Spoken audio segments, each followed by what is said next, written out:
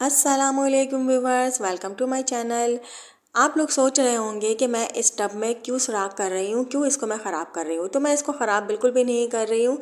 इस तरह से टब में 3 सुराख कर लेने से ना आपके पैसों की भी बचत होने वाली है और आपके टाइम की भी बचत होने वाली है। अगर आपके घर पर भी इस तरह से कोई छोटा टब रखा हुआ है जो आपके ज़्यादा इस्तेमाल में ना हो, तो उस टब के नीचे इस तरह से साथ साथ 3 सुराख कर ले। सुराख थोड़े बड़े होने चाहिए। इस तरह से पुरानी चीज़ों को रिसाइकिल करके रीयूज़ करके हम अपनी ज़िंदगी को आसान बना सकते हैं। हम अपनी ज़िंदगी में सुकून ला सकते हैं। तो देखिए, ये 3 सुराख मैंने साथ साथ कर लिए हैं और जो प्लास्टिक चिपकी हुई थी उसको मैंने मोटे कपड़े से साफ़ कर लिया है। अब देखिए, आपके वॉशरूम में जहाँ नाली हो ना, वहाँ आप इन्हें इस टब को इस तरह से रखना है कि ये 3 सुराख नाली की तरफ हो और पाइप को कुछ इस तरह से सेट कर लेना है।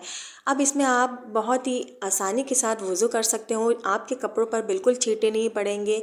बच्चों के कपड़े वॉश कर सकते हो, इसमें कपड़े पाक कर सकते हो, फ़र्श भी गीला नहीं होगा। जिनके घरों में बेसन नहीं लगा हुआ उनके लिए बहुत ही बेहतरीन आइडिया। मेरे घर पे भी बेसन नहीं था, तो मैं इसी तरीके से अपने सारे काम करती हूँ।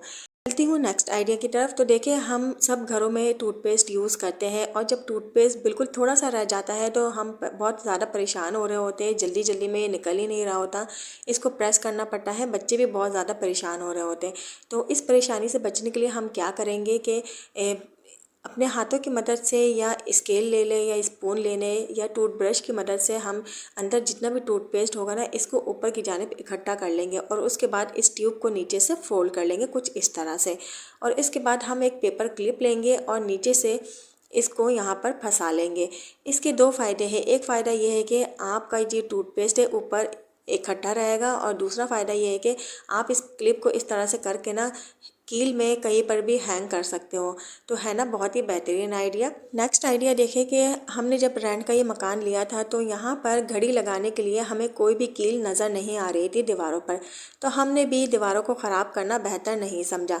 तो मैंने इसका एक जुगाड़ निकाला कि जो रूम के बाहर एक ग्रिल लगी हुई थी विंडो पर, तो मैंने सोचा कि मैं किसी तरह इस घड़ी को, वॉल क्लॉक को इस विंडो की ग्रिल पर लगा सकूं। हर मसले का कोई ना कोई हल निकल ही आता है। तो मैंने भी इस घड़ी को बहुत ज़्यादा गौर से देखा और लास्ट में मुझे यही समझ में आया कि यहाँ पर जो साइडों पर इसकी लाइंस है, मैं यहाँ पर धागे से डोरी बनाकर दोनों तरफ से इस तरह से डोरी लगाकर इसको ग्रिल में बांध सकती हूँ। तो देखिए, जब हम किसी मसले पर गौर करते हैं ना, तो उसका कोई ना कोई हल निकल ही आता है।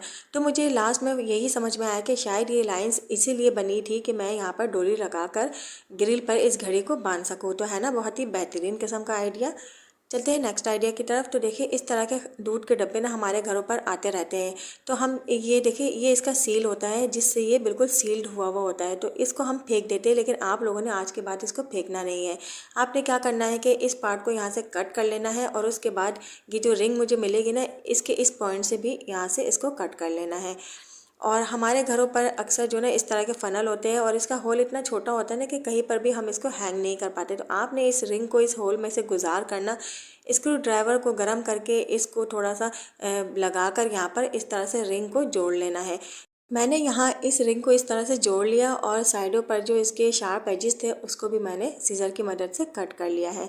तो देखिए, इस तरह से छोटी छोटी बेकार चीज़ों को रिसाइकिल करके रीयूज़ करके हम अपने बड़े बड़े कामों को बहुत ही आसान तरीके से कर लेते हैं। तो मैंने यहाँ पर बर्तन के रैक में इसको इस तरह से हैंग कर दिया। वीडियो अगर मेरी पसंद आई हो तो लाइक ज़रूर कर दीजिएगा और चैनल को भी सब्सक्राइब कर दीजिएगा। नेक्स्ट देखिए कि मैंने क्या किया, नेल पॉलिश को लेके ना ब्रश के ऊपर इस तरह से मैंने मार्किंग कर ली। तो आप लोगों ने भी ऐसे ही मार्किंग कर लेना है। इसका फ़ायदा मैं आप लोगों को बताऊंगी कि इसका क्या फ़ायदा है। तो देखिए, जब हमारे घरों में ना सेम कलर के ब्रशेस आ जाते हैं ना, तो इनको पहचानना मुश्किल हो जाता है कि कौन सा ब्रश किसका है। तो हम गलती से किसी और का ब्रश भी इस्तेमाल कर लेते हैं। तो इस तरह से कर लेने से आप लोगों को पहचानने में आसानी हो जाएगी। इस तरह से हम छोटे बच्चों के ब्रश में भी मार्किंग करके इनमें फ़र्क ला सकते हैं। तो है ना बेहतरीन किस्म का आइडिया। देखिए, छोटे छोटे आइडियाज़ है लेकिन हमारे ये बहुत ही ज़्यादा काम आने वाले आइडियाज़ है। उम्मीद करती हूँ कि मेरा ये वाला आइडिया भी आपको बहुत ज़्यादा पसंद आया होगा। नेक्स्ट आइडिया देखिए कि अगर आप लोगों के घरों में इस तरह के खाली डब्बे होना, तो आप लोग इसका रीयूज़ कर सकते हो और बेहतरीन किस्म का ऑर्गेनाइज़र रेडी कर सकते हो। तो मैंने भी क्या किया, एक खाली डब्बा लेके ना इसका मैंने ऑर्गेनाइज़र रेडी कर लिया था। तो मैंने सोचा कि आप लोगों के साथ ये आइडिया शेयर करूं। आपने क्या करना है कि डब्बे को ऊपर से कट कर लेना है और इसके बाद डब्बे को उल्टा करके ना इस पर टेपिंग कर लेनी है ताकि ये नीचे से मज़बूत हो जाए। तो मैंने भी ऐसे ही कर लिया है और यहाँ पर भी हम चारों तरफ से टेप को घुमाकर अच्छे से चिपका लेंगे और ऊपर की तरफ से भी मैंने क्या किया, टेप को घुमाकर चिपका लिया है। अब ये डब्बा बहुत अच्छे से मज़बूत हो चुका है। नेक्स्ट मैंने क्या किया कि एक बैग ले लिया है। इस तरह के बैग जब हम शूज़ वगैरह की शॉपिंग करते हैं या कपड़े वगैरह की ख़रीदारी करते हैं तो उनके साथ ये बैग्स आते हैं। तो मैंने इस डब्बे को कवर करने के लिए इसी बैग का इस्तेमाल किया। ये बैग ज़रा साइज़ में बड़ा था तो मैंने इसको कट करने के बाद इस डब्बे के ऊपर चढ़ा लिया और देखिए इस तरह से ग्लू की मदद से मैंने इसमें फिनिशिंग दे दी। ऊपर की जानिब मैंने स्टेपलर की मदद से स्टेपल कर दिया है। अगर आप ग्लू की मदद से करना चाहते हो तो आप उस तरीके से भी कर सकते हो। तो चारों तरफ से इस तरह से मैंने इसको स्टेपल कर दिया है और यहाँ से मैंने इसको अच्छे से सेट करके यहाँ पर भी ग्लू की मदद से मैंने इसको चिपका लिया है। यहाँ से भी मैं इसको स्टेपल कर दूँगी। तो देखिए किस तरह से घर पर पड़े बेकार से डब्बे को मैंने कारामद बना दिया है। अब ये हमारे बहुत ज़्यादा काम आने वाली चीज़ है।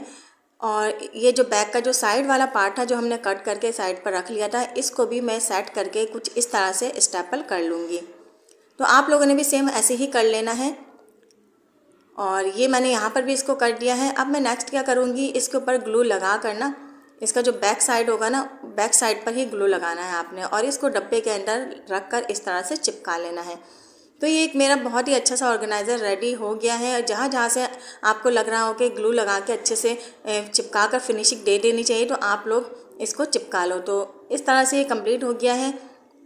नेक्स्ट मैं अब क्या करूँगी, इसकी जो स्टेपलर की जो पिनें होती है उसको छुपाने के लिए मैं यहाँ पे जो फैंसी डोरी आती है, फैंसी लेस जो आती है कपड़ों पर लगाने के लिए, रिबन टाइप जो होती है, उसको मैं यहाँ पर चिपका लूँगी। तो ये इसकी डिज़ाइनिंग भी अच्छी सी हो जाएगी और ये पिन्स भी नज़र नहीं आएंगे। अच्छा, अगर किसी मेरी बहन या भाई को मक्खन से बना हुआ खालिस गाय का देसी घी या घर की बनी हुई पंजीरी चाहिए तो वो मेरे इस व्हाट्सएप नंबर पर रब्ता कर सकते हैं।